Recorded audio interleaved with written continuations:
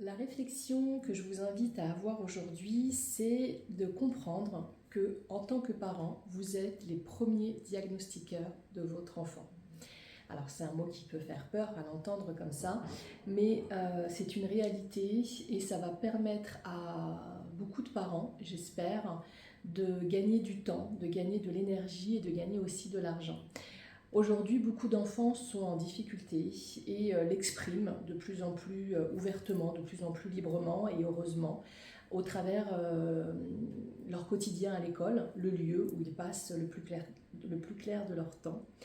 Et très souvent, des parents sont alertés, sont même convoqués par les enseignants, ou ça peut même être le professeur de sport, le professeur de musique, etc., pour signifier le comportement, l'attitude de l'enfant qui n'est pas,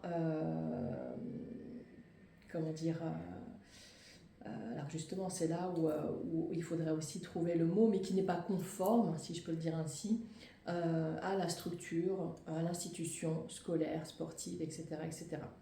Ce sont des enfants qui agitent aussi les adultes, qui les encadrent, qui les prennent en charge, de par leur manque d'attention, leur manque de concentration, leur bavardage incessant, leur agitation perpétuelle, leur rapport à la frustration difficile.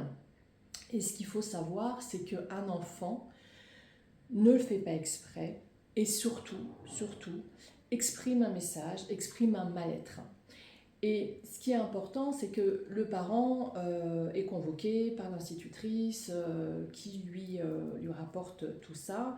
Très rapidement, en tant que parent, pris dans la charge mentale, dans la charge de toutes les choses à faire au quotidien, on peut écouter trop rapidement les conseils de ces professionnels qui nous disent il faudrait aller consulter, il faudrait prendre rendez-vous pour un bilan, il faudra faire une évaluation doucement. Les premières personnes à connaître votre enfant, c'est vous. Les premières secondes, les premières minutes, les premiers jours, les premiers mois, les premières années de la vie de votre enfant, c'est vous qui les connaissez, qui avez les clés de l'évolution de votre enfant et qui pouvez comprendre qu'est-ce qui fait qu'à un moment donné, à un instant particulier, votre enfant va exprimer justement des difficultés au travers un mal-être qu'il vit profondément. Et je me souviens, et ça c'est une chose très importante qui se perd un petit peu ou qu'on oublie, lorsqu'il y a 10-15 ans, on allait consulter notamment le pédiatre pour le suivi de l'enfant, ou aussi tout ce qui est les médecins en PMI, etc. Quand il y avait une petite baisse de régime, quand il y avait un sommeil qui était un petit peu agité, on s'en inquiétait en tant que parent. Et puis la première question que nous posait le professionnel, c'est est-ce qu'il se passe quelque chose en ce moment de différent à la maison? Est-ce qu'il y a eu un événement particulier? Et c'est ça qu'il faut pouvoir vous poser comme question. Qu'est-ce qui se passe en ce moment dans ma vie, dans notre vie de parents, dans notre vie familiale, qui peut agiter l'enfant et qui ne va pas pouvoir vous dire, parce qu'il sait très bien que vous êtes pris, que vous êtes occupé, etc., mais qui va le dire à qui veut bien l'entendre. Et en général, ou à qui peut bien l'entendre aussi. Et en général, c'est à l'école, c'est auprès de sa maîtresse de manière inconsciente, hein, bien évidemment. Il choisit pas toujours la personne à qui il veut le dire, mais il va le dire en tout cas dans la structure dans laquelle il passe le plus de temps possible. Voilà. Et vous, en tant que parent, être justement ce premier diagnostiqueur, c'est de vous poser en disant, bon, le diagnostic c'est quoi? Qu'est-ce qui se passe? Est-ce qu'il y a eu un déménagement, une séparation, l'arrivée d'un enfant, de la violence à la maison. C'est vrai que depuis quelque temps, on se dispute beaucoup avec sa maman.